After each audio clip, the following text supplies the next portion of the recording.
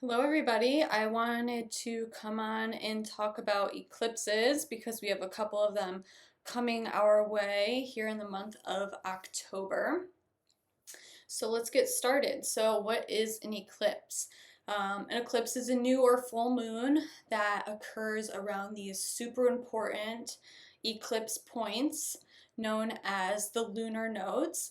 The lunar nodes are really a pole of 2 points where the sun and moon's paths intersect. So all very crucial and peak energy points in the infamous solar-lunar relationship.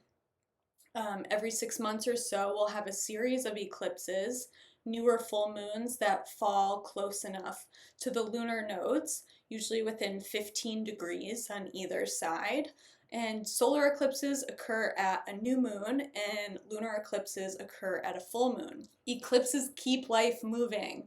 They're these undercurrents of greater celestial stories and can be totally zoomed out on a mundane world event level and zoomed in into the probings of the unconscious mind and everywhere in between. Eclipses take time to unfold. They occur and their appearances or disappearances will take root and play out generally over the next 6 months until you guessed it, we're hit by another eclipse season. So this solar eclipse on October 14th is the first eclipse in a series of eclipses with the lunar nodes in Aries and Libra. The lunar nodes entered Aries and Libra back in July of this year, 2023, with the ascending node or the north node in Aries and the descending node or the south node in Libra. The nodal eclipse points always connect two opposing zodiac signs, and they travel in reverse through the zodiac. Now, once within this axis, we're locked in and we're never just focusing on one side.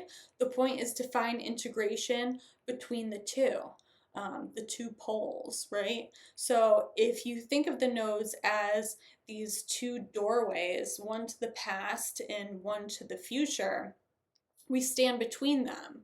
And when eclipses happen, there's these light forces that will pull and push things in and out of these doorways as they're swung open. The environments we find ourselves in are subject to change. Our sense of awareness is just as likely to change. But at eclipses, we take our hands off the wheel and we see that the ship is still steering itself. Creepy, right? So historically, eclipses evoked a lot of fear. There's a change that's occurring in the exchange of light, which is our greatest symbol for life itself, and that scared people. Change is scary, and because we're not directly controlling it, not consciously anyway, and control issues or concepts around control are also likely to surface. But I know personally, I believe that the soul knows its way even in the darkness, and this is certainly a dark time. This eclipse in particular has Pluto squaring the nodes.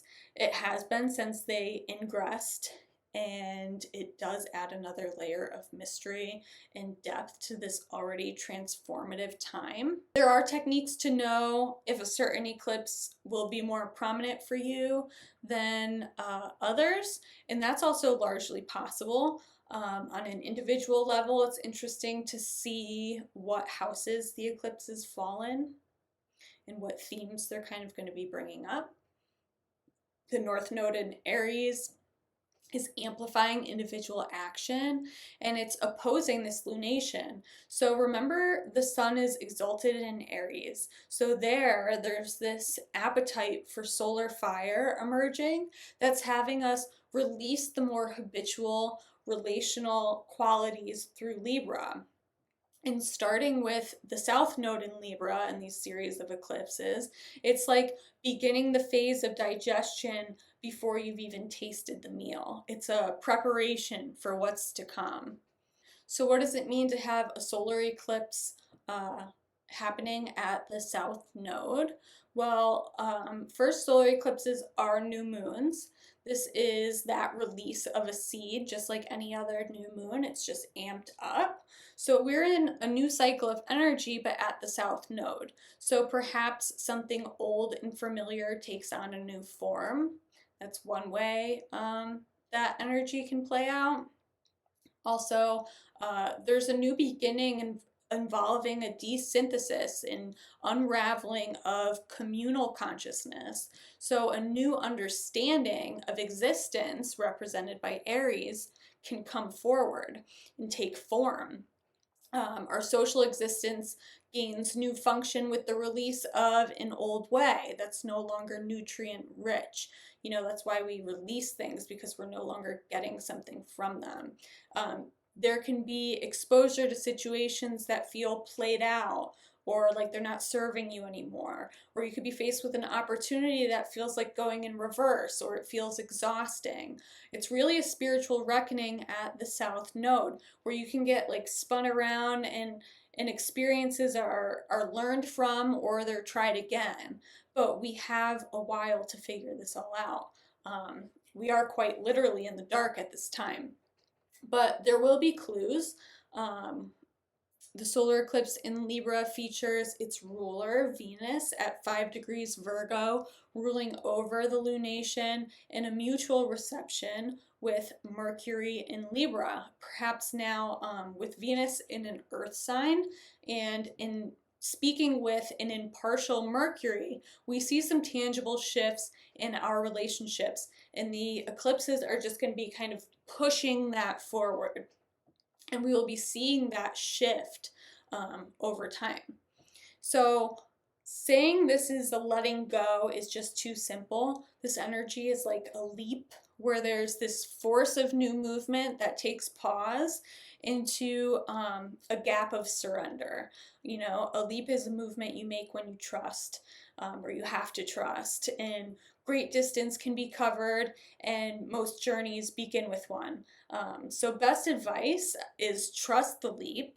And I'm wishing everyone a safe eclipse, and best of luck to the new pilgrimages ahead, whatever face they may take.